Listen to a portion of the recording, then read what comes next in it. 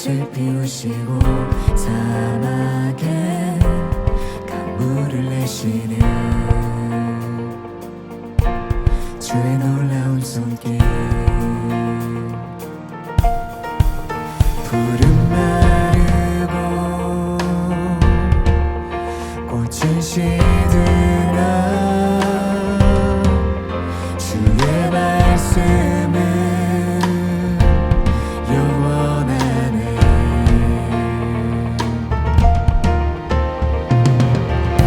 나의 맘 주의 성전이 되어 영원한 주의 말씀을 향해 주의 마음 있는 곳으로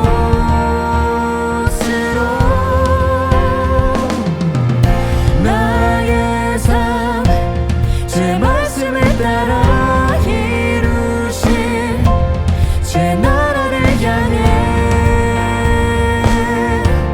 주의 시선 있는 곳.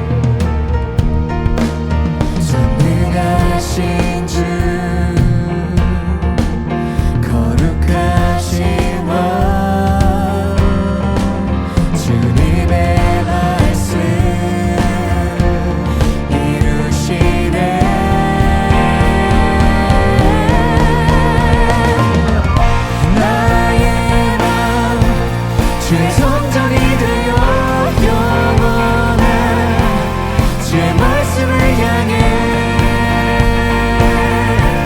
주의 마음 있는 곳으로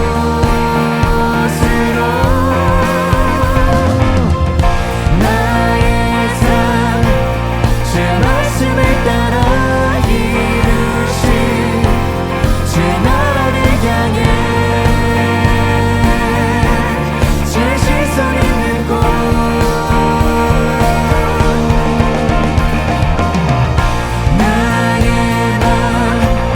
주의 성전이 되어 영원한 주의 말씀을 향해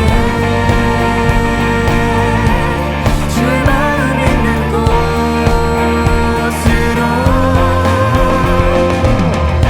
나의 삶 주의 말씀을 따라 이루신 주의 나라를 향해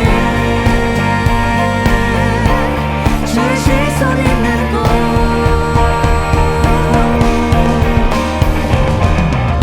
주님의 마음 있는 곳, 주님의 시선 있는 곳 내가 있기 원하네.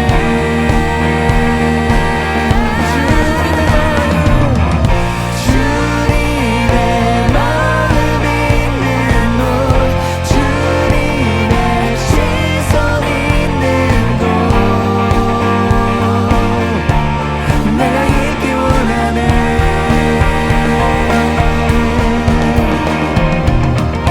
나의 맘 주의 성전이 되어 영원한 주의 말씀을 향해 주의 마음 있는 곳으로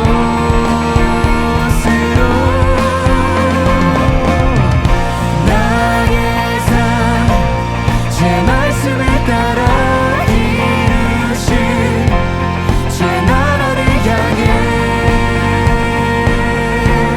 주의 시선 있는 곳.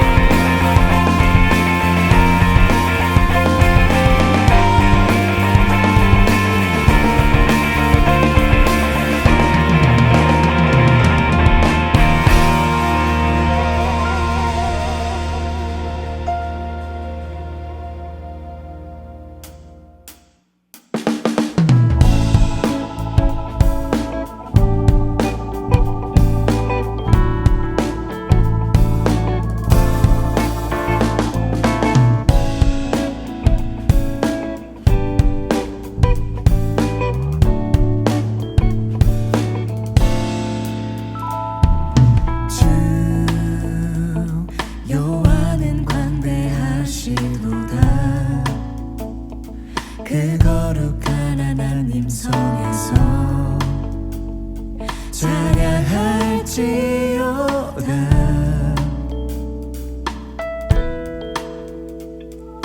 주 승리 우리에게 주셨도다. 모든 원수 물리치셨네. 엎드려 절하세. 나 주의 크신 이름 높이며 우리에게 행하신 위대한 일 감사세. 오 주의 신실하신 그 사랑 온 땅과 하늘 위에 계셔. 홀로 영원하신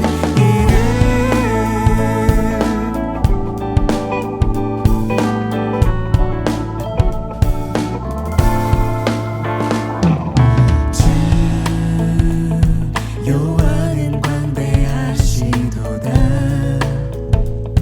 그 거룩한 하나님 성에서 찬양할지어다.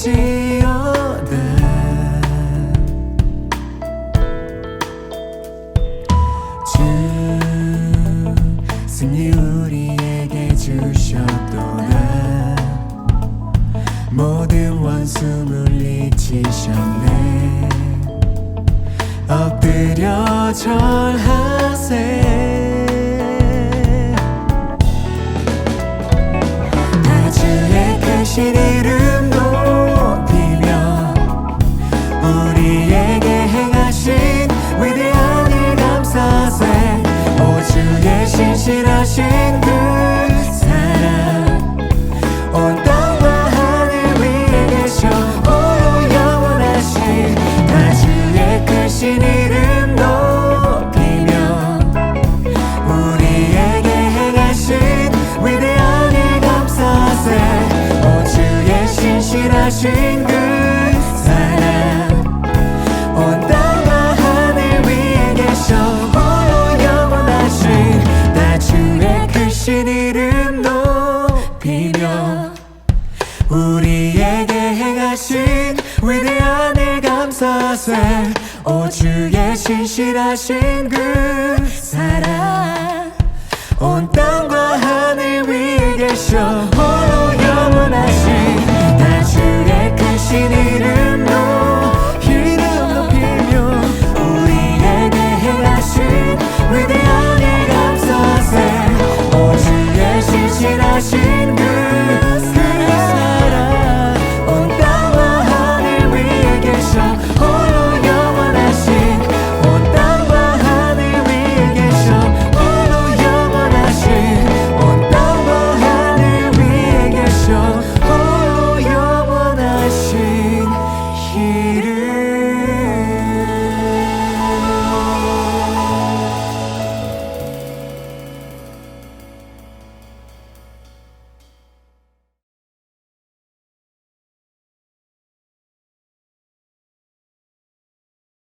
보스턴에 계신 청년 여러분 안녕하십니까?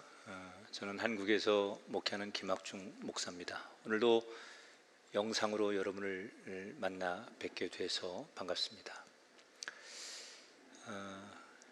저희 가족들이 많이 보고 싶은데 여러분들도 아마 한국에 있는 가족들 또 여기저기 흩어져 있는 가족들 그리운 마음들 다 가지고 계실 거라고 생각합니다.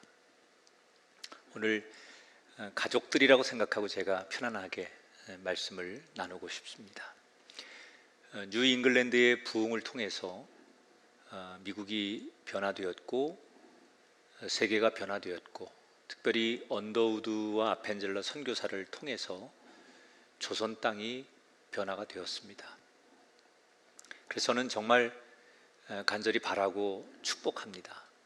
이번 리뉴 집회를 통해서 뉴 잉글랜드가 다시 부흥해서 세계를 변화시킬 좋은 일꾼들이 나오기를 축복합니다. 그 간절한 마음을 가지고 오늘 출애굽기를 살펴볼 건데 출애굽기 18장 8절에서 10절 말씀을 제가 읽도록 하겠습니다. 모세가 여호와께서 이스라엘을 위하여 바로와 애굽 사람에게 행하신 모든 일과 길에서 그들이 당한 모든 고난과 여호와께서 그들을 구원하신 일을 다 그 장인에게 말하매 이드로가 여호와께서 이스라엘에게 큰 은혜를 베푸사 애굽 사람의 손에서 구원하심을 기뻐하여 이드로가 이르되 여호와를 찬송하리로다. 너희를 애굽 사람의 손에서와 바로의 손에서 건져내시고 백성을 애굽 사람의 손 아래에서 건지셨도다. 아멘. 오늘날을 가리켜서 우리가 광고의 시대라고 합니다. 정말 뉴미디어뿐만이 아니라 곳곳에 매일같이 수많은 광고가 쏟아져 나옵니다. 그러면 세계에서 가장 비싼 광고 무대가 어디일까요? 여러분 잘 아시겠지만 매년 2월 초에 열리는 미국 프로 미식 축구의 결승전이 열리는 슈퍼볼입니다. 최소한 9천만 명, 대개는 1억 명 이상이 시청하는 행사이다 보니 30초 동안 광고를 송출하는데 우리나라 돈으로 약 62억 원을 내야만 됩니다. 이렇게 슈퍼볼에 너무나 많은 사람이 몰리다 보니까 슈퍼볼은 모든 것이 처음부터 마지막까지 다 뉴스거리가 됩니다. 특별히 전반전이 끝나고 후반전이 시작되기 전에 펼쳐지는 하프타임의 공연은 매년 화제의 중심에 서 있는 이야기거리입니다. 아마도 당대 최고의 가수가 설 수 있는 공연이 얼마나 화려한지, 그리고 그 공연이 끝나고 나면 어떤 무대 기술이 동원되었고 어떤 뒷이야기가 있었는지, 작년에 비해서는 어땠는지, 이런 것들이 항상 뉴스에 많은 이야기거리 등장을 합니다. 그런데 전반전이 끝나고 그 하프타임 때 공연이 펼쳐질 때 재미있는 점은 정작 그 공연을 뛰는 선수들은 보지 못한다는 겁니다. 왜 그러냐면 전반전 경기가 끝나서 후반전 들어가기 전에 그들은 감독과 함께 소위 자신들의 전반전 경기를 복귀하면서 뭐가 문제였는지 살피고 다시 후반전에 전략을 짜야 되기 때문에, 그래야만 남은 경기를 잘할 수 있으니까 그들은 공연보다는 자신들의 본연의 일에 몰입할 수밖에 없습니다. 어느 팀이든 소위 강팀들의 공통점이 있습니다. 그중 하나가 뭐냐? 전반전이 끝난 다음에 하프타임을 잘 보내는 팀입니다. 전반전, 후반전이 나뉘어 있을 때 이 하프타임을 어떻게 보내느냐? 전반전이 끝나고 나서 너무 체력적으로 힘들다고, 경기가 잘 안 된다고 그냥 풀 죽어 있거나 포기하는 팀도 있는가 하면, 전반전에 잘 안 됐지만 왜 안 됐을까? 이 지난 경기를 뒤돌아보고 그리고 후반전에 더 잘해서 승리를 거머쥐는 팀이 있습니다. 저는 우리 인생도 그렇다고 생각합니다. 우리 인생이라는 게 늘 달리는 것만은 아니에요. 전 속력으로 달릴 때도 있지만 때때로 원하든 원치 않든 쉬어 가야 될 때가 있어요. 천천히 가야 될 때가 있어요. 이때 우리가 우리 인생의 하프타임을 어떻게 보느냐에 따라서 우리 인생의 이후가 달라진다는 거예요. 원하지 않아도 그런 시간이 주어지면 어떤 쉼의 시간, 하프타임을 보낼 것인가? 자, 지난 시간에 아말렉을 이긴 이스라엘 백성들 얘기를 살펴봤습니다. 이제 이스라엘 백성들은 어떻게 될까요? 18장의 이야기는 이렇게 시작이 됩니다. 5절에 보니까 모세의 장인 이드로가 모세의 아들들과 그의 아내와 더불어 모세에게 이르니 곧 모세가 하나님의 산에 진을 친 곳이라. 자, 오합지졸이었던 이스라엘이 싸움의 전문가인 아말렉을 이긴 건 기적 중의 기적입니다. 그런데 문제는 이 아말렉이 언제 다시 이스라엘을 또 침략할지, 언제 기습당할지 그들은 아무도 알 수가 없어요. 그래서 가장 좋은 건 빨리 이곳을 벗어나는 거예요.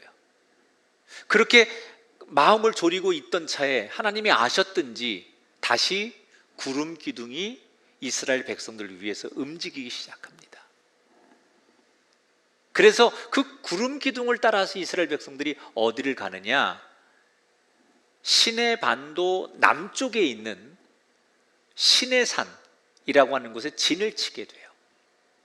이제 아말렉으로부터 어느 정도 벗어난 시내산에 도착을 해서 모세와 이스라엘 백성들은 그들의 공격의 사정권에서 좀 벗어났다고 생각하고 안도의 한숨을 내심과 동시에 그간에 있었던 일을 생각해 보니 벅차는 마음을 어떻게 그들이 표현할 수가 없었어요.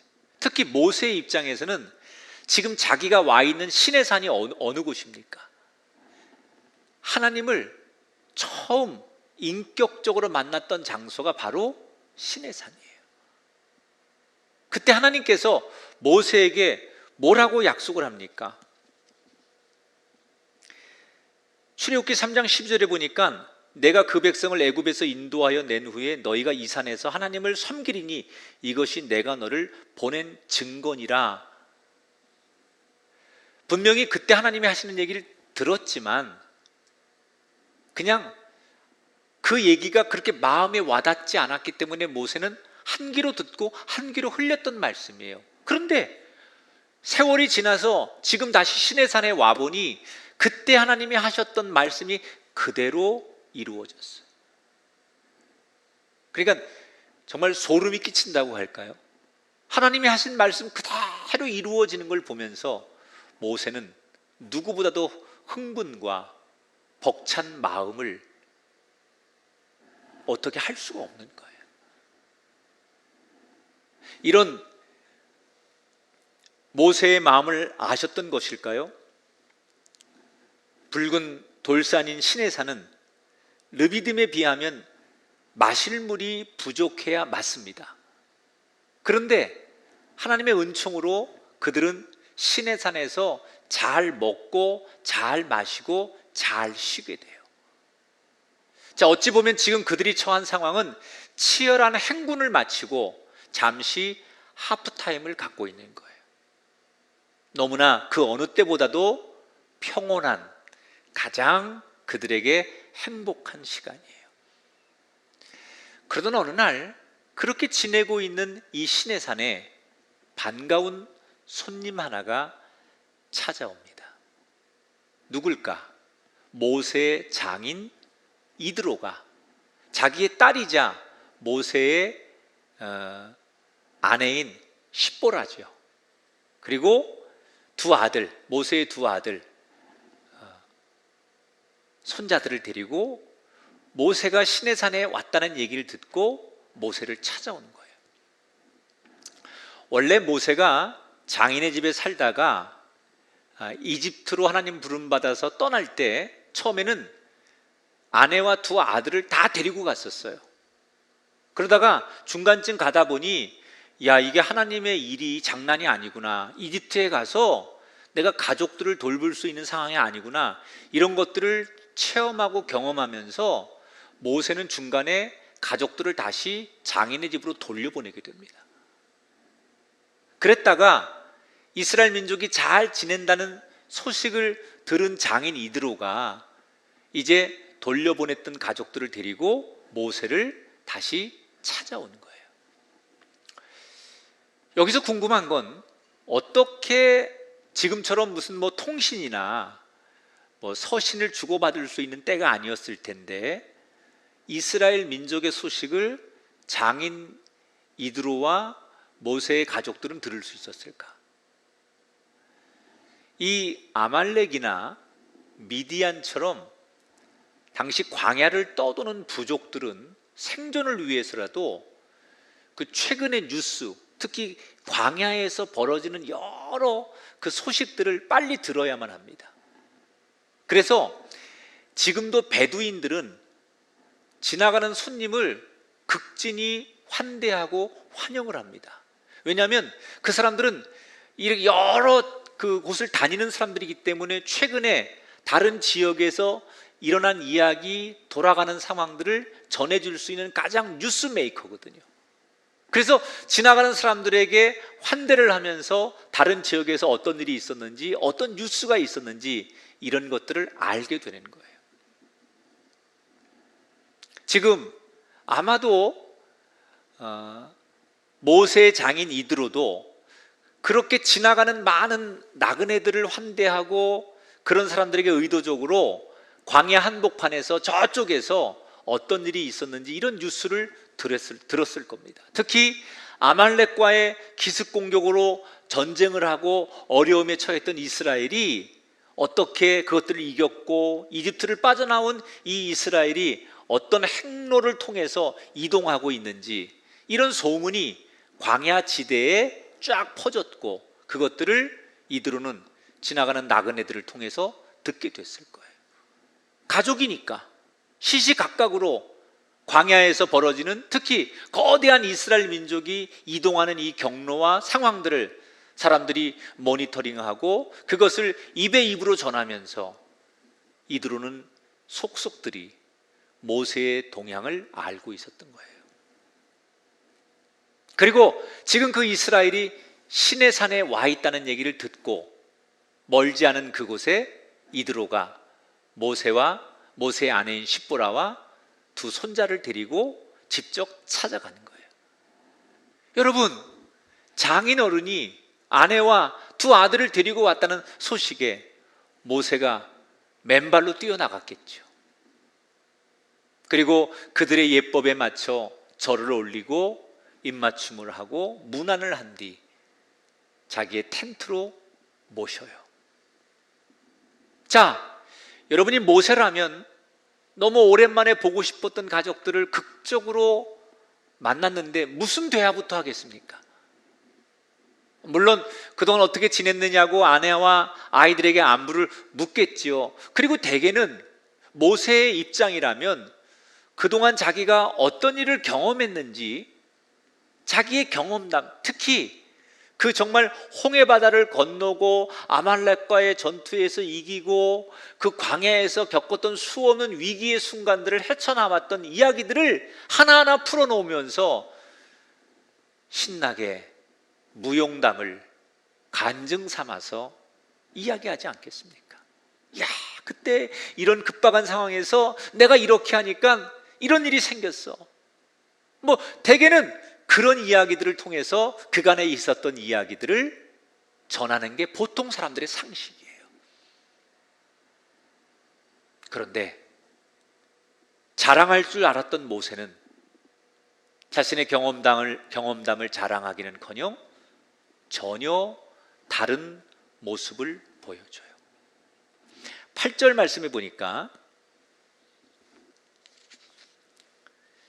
모세가 여호와께서 이스라엘을 위하여 바로와 애굽 사람에게 행하신 모든 일과 길에서 그들이 당한 모든 고난과 여호와께서 그들을 구원하신 일을 다 그 장인에게 자세히 말했다. 자, 여기서 주목할 표현이 있습니다. 한번 따라 하실까요? 여호와께서 행하신 일. 한 번 더요. 여호와께서 구원하신 일. 모세는 막 흥분하면서 자신의 무용담을 늘어놓지 않습니다. 오히려 너무나 차분하게 그리고 철저하게 그의 모든 이야기의 핵심은 여호와께서 그렇게 하셨다, 야훼 하나님께서 이렇게 하셨다라는 말만 하는 거예요. 자기가 했던 일을 얼마든지 자랑할 만할 텐데 그는 철저히 가족들 앞에서 자기 자랑을 다 뺍니다. 철저히 하나님만 높여요.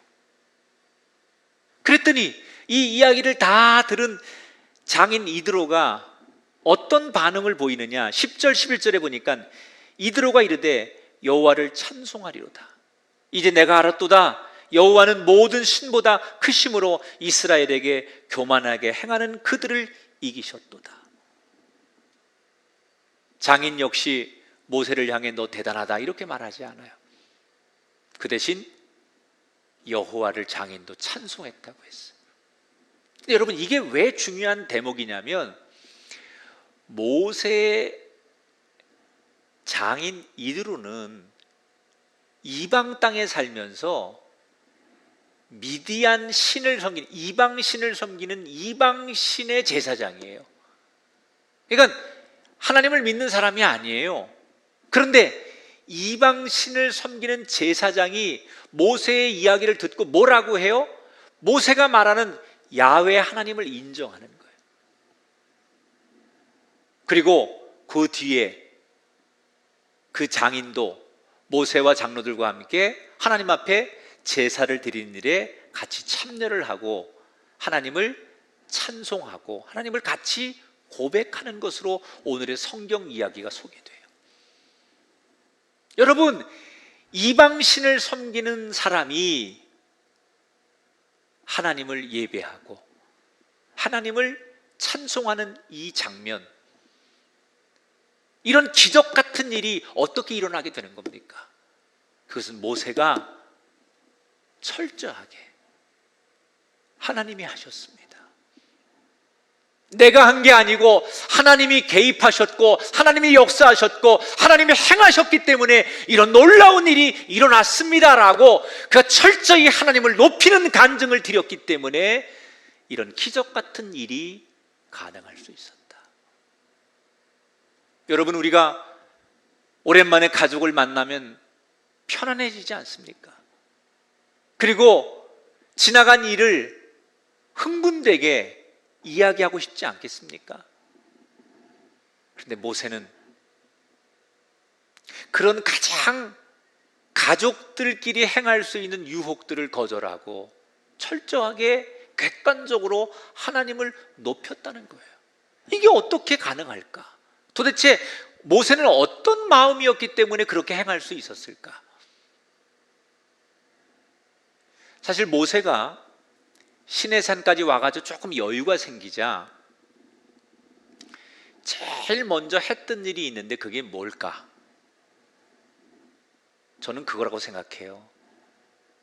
자기 혼자 아마 자기 숙소에 들어가서 지금까지 내가 여기를 걸어오면서 일어났던 사건들을 다시 한번 정리하고 복귀하면서 스스로, 모세 스스로 정말 하나님이 하신 거다. 이 시내산에 도착해서 자기 혼자 자기의 골방에 들어가서 지나온 시간을 되돌아보면서 모세는 감격에 겨워 하나님이 하셨습니다. 하나님이 없었다면 여기까지 올 수 없었습니다. 홍해 바다가 갈라지고 우리가 아말렉을 이기고 여러 가지 광야에서 일어났던 기적 같은 사건들, 이 모든 것은 하나님의 은혜였습니다라고 자기 스스로 그 모든 사건을 그렇게 정리했다는 거예요. 결국 그 속에는 백성들끼리 싸우고 원망하고 다투고 어려웠던 일도 있었지만 그 모든 것들이 지나고 보니까 다 하나님의 은혜였습니다. 좋았던 일도 어려웠던 일도 지나고 보니 결론은 다 하나님의 은혜였습니다. 모세가 그렇게 이미 자기 정리를 한 거지요. 이미 그렇게 수없이 생각하고 자기 스스로 고백하고 자기 스스로 되뇌인 거예요. 그러자 어느 날 그렇게 생각하고 있는데 장인과 가족들이 왔기 때문에 자기가 가지고 있던 정리된 생각이 자연스럽게 자기의 입으로 고백될 수 있었다는 거예요. 그랬더니 이방인이었던 장인조차도 하나님을 찬송하고 하나님을 인정하고 예배자가 되었다는 거예요. 저는 어쩌면 지금 모세의 이러한 모습이 저와 여러분에게 필요하지 않을까 생각합니다. 언제 끝날지 모르는 코로나로 인해서 많은 분들이 원치 않는 휴식기를 오랫동안 보내고 있습니다. 물론 미국도 전 세계도 서서히 위드 코로나의 분위기로 접어들고는 있지만 우리 주변을 보면 여전히 일상으로 돌아가기에 어려운 장벽들이 많이 있어요. 우리가 전혀 원하는 게 아니에요. 우리가 원해서 지금 쉬는 게 아니에요. 뜻하지 않는 하프타임을 우리는 보내고 있는 거예요. 그러면 여러분, 원치 않는 이 하프타임을 보내면서 우리는 어떻게 해야 될까? 세상을 원망하고 지나온 삶을 후회만 하고 앞길이 보이지 않으니까 한숨만 쉬고 이렇게 하는 것이 맞는 걸까? 내가 원했든 원하지 않든 하나님이 나에게 이런 쉼을 주셨다면 그때 우리가 해야 될 것이 있다면 지나온 모든 일들을 다시 한번 정리하면서 하나님의 은혜가 있었구나. 내가 잘난 줄 알았는데 그때 하나님이 나를 버린 줄 알았는데 이렇게 뒤돌아보니 이 모든 것들이 하나님의 은혜였구나. 여러분, 좋았던 일만 찬송하는 게 아니라 뒤돌아보면 그때 안 됐던 일, 나를 힘들게 했던 사건, 불행이라고 여겼던 그것도 내 스스로 하나님의 은혜구나 라고 정리하는 게 필요하다는 거예요. 자기가 하는 거예요. 누가 대신해 주는 게 아니라 내가 스스로 내가 살아온 삶을, 내 과거를 돌아보면서 이것이 다 하나님의 은혜였구나, 이렇게 자기가 자기의 삶을 정리하는 시간이 필요하다는 거예요. 왜 이게 필요한지 아십니까? 그래야 내 안에 있었던 원망과 상처가 사라지게 되고 내가 비로소 건강하게 하나님 앞에 감사할 수 있게 됩니다. 그리고 그런 나의 고백을 다른 사람들이 들을 때마다 그 사람들 역시도 하나님을 인식하게 되고, 아니 하나님을 인정하는 사람이 나오게 된다는 거예요. 뜻하지 않는 하프타임을 보내는 우리 모두에게 저는 이 모세가 행했던 은혜, 그리고 모세 주변에 일어났던 기적들이 저와 여러분을 통해서 일어나고 전해지게 되기를 주님의 이름으로 축원합니다. 오랜만에 가족들을 만나서 즐겁게 회포를 푼 모세는 다음날 이제 즐거웠던 시간들을 뒤로하고 자신의 일터로 나가게 됩니다. 자, 우리 사위가 도대체 무슨 일을 어떻게 할까 궁금했던 이드로가 모세가 일하는 곳에 함께 나가보게 됩니다.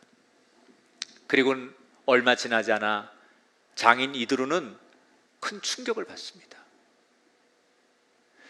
모세가 일하는 곳의 텐트 밖으로 사람들이 줄을 서 있는데, 끝이 보이지 않게 줄이 서 있는데, 이게 다 모세에게 판결을 요청하는, 소위 자기들끼리 분쟁이 일어나거나 해결이 되지 않는 문제를 재판관 앞에 가지고 나오듯 모든 문제들을 사람들이 모세 앞에 가져 나와서 판결을 받기를 기다리는 거예요. 그런데 이게 너무 사건이 많다 보니 모세가 하루 종일 그 사건을 듣고 판결을 해주는데 얼마 지나지 않아서 모세가 기진맥진하는 것을 보게 됩니다. 파김치가 되어 숙소로 돌아온 사위 모세를 보고 장인이 묻습니다. 자네 매일 이렇게 일하나? 그 모세가 당연하다는 듯이, 그럼요, 사람이 많다 보니 사건이 많아요. 어쩔 수가 없습니다. 내가 하나님의 뜻을 받아서 재판을 해야 되니까 제가 직접 할 수밖에 없습니다. 그래서 매일같이 이러네요. 끝도 없습니다. 이때 이드로가 이런 얘기합니다. 자네 이렇게 하면 큰일 나네. 어떻게 사람이 매일같이 이렇게 일할 수 있나? 그러면서 오래 인생을 산 사람에게서 나올 수 있을 법한 지혜로운 얘기를 이 장인이 모세에게 툭 던지는 거예요. 두 가지를 얘기해요. 첫 번째, 19절 20절에 보니까 너는 그 백성에게 율례와 법도를 가르쳐서 마땅히 갈 길과 할 일을 그들에게 보여라. 자, 첫 번째, 자네가 해야 될 일은 백성들 전체에게 하나님의 말씀을 가르쳐라. 그러면 그들이 직접 하나님 말씀을 배웠기 때문에 너한테 하나님의 뜻이 뭐냐고 물어보지 않고 뭘 해야 될지 판단할 수 있으니 근본적인 문제를 해결해라. 그리고 두 번째 이렇게 제안합니다. 능력 있는 사람들을 천부장과 백부장과 50부장, 10부장을 삼아서 작은 일을 그들이 재판하게 해라. 분명히 백성들 중에 능력이 있는 사람들이 있을 테니 그 사람들을 천부장, 백부장, 50부장, 10부장으로 세워서 작은 일은, 그들이 감당할 수 있는 일은 그들이 재판을 하게 만들어라. 여러분, 너무나 굿 아이디어예요. 자, 그런데 여기서 좀 어려운 게 있습니다. 그게 뭐냐면, 하나님 보실 때 능력 있는 사람이 도대체 누구일까? 우리는 일 잘하고 성과를 내고 굉장히 남들보다 앞서 나가는 사람을 능력 있다라고 세상에서 보죠. 그런데 성경은 능력 있는 사람을 다르게 봅니다. 21절에 보면 능력 있는 사람들, 곧 하나님을 두려워하고 진실하고 불의한 이익을 미워하는 자를 살펴서 백성 위에 세워라 그랬어요. 하나님이 능력 있는 사람으로 보는 세 가지의 기준이 제시됩니다. 하나님을 두려워하는 마음을 갖는 사람, 거짓 없이 진실하게 사는 사람, 불의한 이익을 미워하는 사람. 그러니까 하나님은 세상과 다르게 무엇을 능력으로 보실까요? 한마디로 겉과 속에서 하나님 앞에 하나님과 함께 사는 삶의 자세입니다. 이게 왜 중요하냐? 하나님과 함께 하면 하나님께서 모든 것을 다 주시기 때문입니다. 그런 점에서 예수님도 우리들에게 동일한 말씀을 주십니다. 마태복음 6장 33절, 너희는 먼저 그의 나라와 그의 의를 구하라. 그리하면 이 모든 것을 너희에게 더하시리라. 저는 여러분, 이 시간 이 화면을 통해서 여러분에게 묻고 싶습니다. 여러분은 하나님 앞에 정말 능력 있는 사람이십니까? 세상에서는 여러분들이 최고의 학벌과 최고의 직업과 최고로 유능한 사람일지 모르지만 정말 여러분이 다시 여러분의 완전히 벗겨진 본질을 가지고 하나님 저울에 무게를 달았을 때 정말 여러분이 하나님 앞에 능력 있는 사람일까? 나는 과연 하나님의 저울 앞에 서서 하나님이 인정하시는 능력의 사람일까? 여러분이 여러분을 다시 한번 평가할 수 있기를 바라요. 그리고 우리의 인생의 목표가 있다면 세상에서 너 참 능력 있어 라는 그런 사람들의 평가보다 더 중요한 평가, 하나님이 너는 능력이 있는 사람이야, 이렇게 인정할 수 있는 사람이 되기를 주의 이름으로 축원합니다. 이렇게 이드로가 모세에게 두 가지를 제안하죠. 일리 있는 제안이었어요. 그러나 모세는 선뜻 받아들이기가 어렵습니다. 왜냐하면 그동안 너무 내가 하던 일이 익숙하고 또 지금 이스라엘 백성들과 함께 지내면서 선입견이 있기 때문이에요. 지금까지 보여준 이스라엘 백성들의 모습을 보면 아무리 가르쳐도 하나님 말씀을 잘 듣지 않는 사람들이에요. 아무리 하나님의 기적을, 사랑을 확인시켜줘도 그들은 늘 다시 원래의 자리로 되돌아갔던 사람들이에요. 그래서 모세는 자기의 경험상 이스라엘 백성들이 변하기가 어렵다, 그러니까 자기 장인은 이런 백성들의 상황을 잘 모르고 아무것도 모르고 그냥 좋은 말을 하는 거다. 그러니까 현실 속에서는 불가능한 얘기인데 그냥 어른으로서 하는 얘기다. 이렇게 모세는 받아들이는 거예요. 근데 어른이 하는 얘기니까 현실은 이게 상황상 안 되는 걸 알지만 어른이 하는 얘기니까 그 앞에서 거절을 못하고 이걸 어떻게 해야 되나. 그리고 모세가 주춤거리고 갈등하는데 그때 모세의 마음속에 이런 감동이 옵니다. 어쩌면 하나님이 이때를 위해서 바로 이 타이밍에 우리 장인을 보내셨는지도 모르겠다. 그래서 하나님이 나에게 하고 싶은 이야기를 바로 이 순간에 내 장인을 보내셔서 하고 있는지도 모르겠다. 그런 감동이 오는 거예요. 누가 가르친 것도 아닌데 자기 마음에 그런 감동이 오는 거예요. 여러분, 이게 성령의 지혜예요. 우리가 책에서 배울 수 없는, 사람에게 들을 수 없는, 문득 자다가 완악한 내 마음이 갑자기 눈 녹듯이 사라지게 되고 막 고집부리던 내 생각을 싹 접을 때, 그때가 언제냐? 하나님이 성령께서 나를 터치하실 때. 모세가 갑자기 장인의 이야기가 긍정적으로 들리는 거예요. 그래서 모세는 무지한 백성들인 건 알지만 이드로가 말한 대로 해봅니다. 자, 그랬더니 어떤 결과가 왔느냐? 25절 26절에 보니까 모세가 능력 있는 사람들을 택하여 우두머리를 삼음에 그들이 모든 작은 일은 스스로 재판하더라. 놀라운 변화가 나타나요. 우선 하나님 말씀을 가르치다 보니까 다 무지하고 아무것도 모르고 정말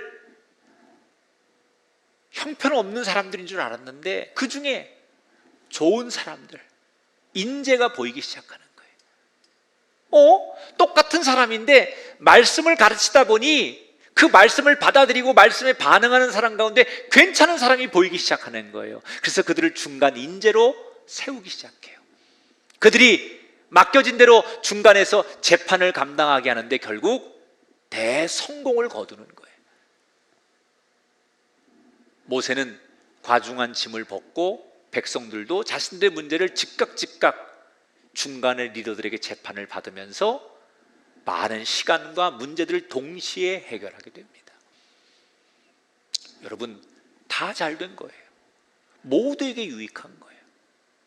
그러니까 오늘날 이 현대사회의 사법체계가 어디에서 만들어졌을까? 바로 여기서 만들어진 거죠. 오늘 성경의 본문이 현대사회의 사법체계의 기초를 놓은 거예요.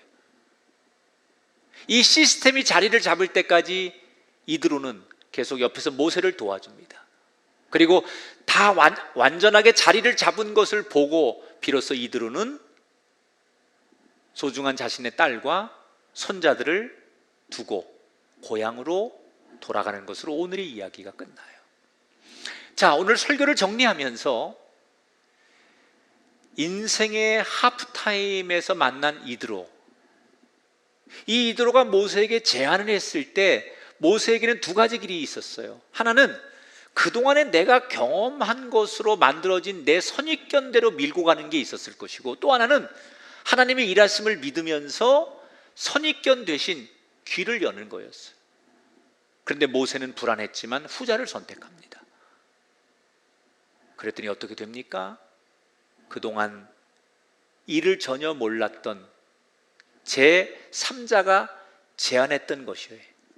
그러나 그 제안을 통해서 하나님은 이미 지칠 대로 지쳐있는 모세도 살리셨고, 어려움을 겪고 있는 이스라엘의 공동체, 그들이 함께 가지고 있는 모든 문제를 단번에 해결해 주셨어요. 우리는 지금 뜻하지 않은 하프타임을 보내고 있지 않습니까? 도대체 쉬고는 있는데 우리가 어디로 가야 할지, 도대체 무엇을 해야 될지 너무나 우리는 답답한 게 문제예요. 오늘 이럴 때 우리가 무엇을 해야 될까요? 인생의 하프타임에서 해야 될 두 번째, 그것은 내 안에 내가 가지고 있는 선입견을 버리는 일을 해야 돼요. 여러분, 버리는 작업을 해야만 새로운 인풋가 시작되는 거예요. 내가 버릴 때 다른 세미한 음성을 들을 수 있게 되는 거예요.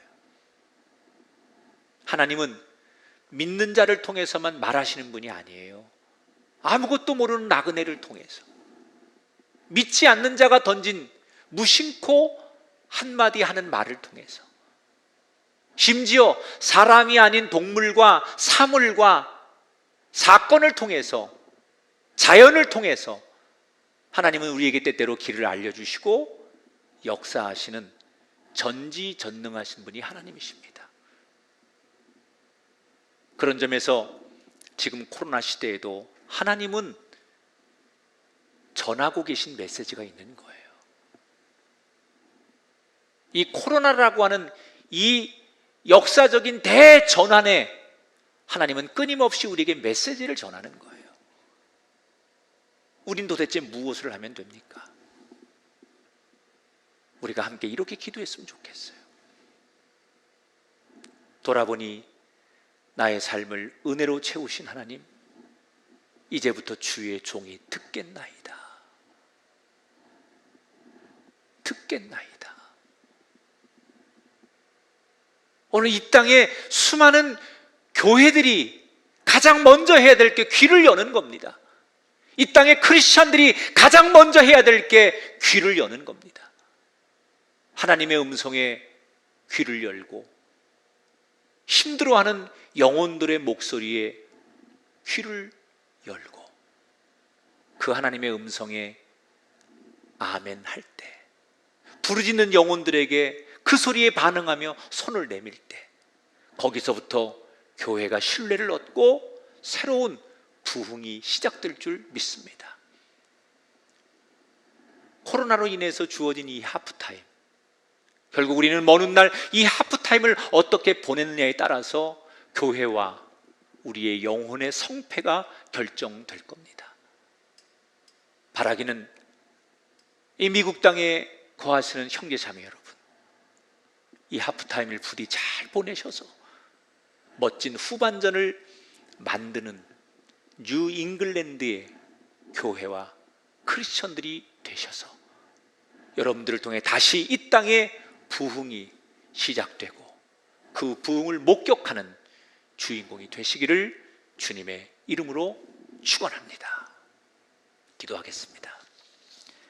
하나님, 코로나로 인해서 주어진 이 하프타임, 모두가 똑같이 보내는 이 하프타임을 어떻게 보내냐에 따라서 우리의 내일과 미래가 결정될 것입니다.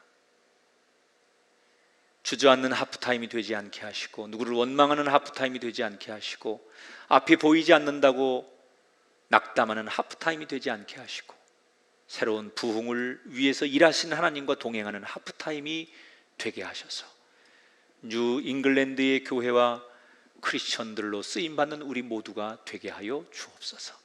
다시 만날 날을 기대하며 예수님 이름으로 축복하고 기도하옵나이다. 아멘.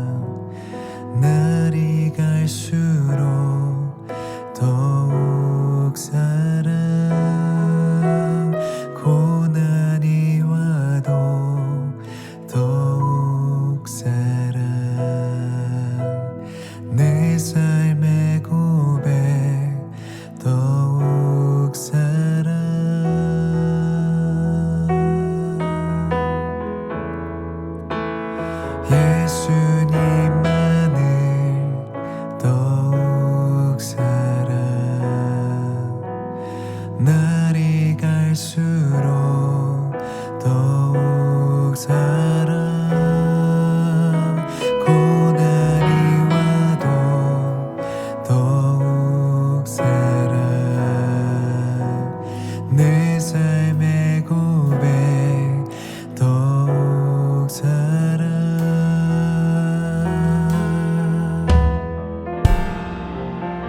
주님 한 분만 더욱 사랑 그 무엇보다 더욱 사랑 그 누구보다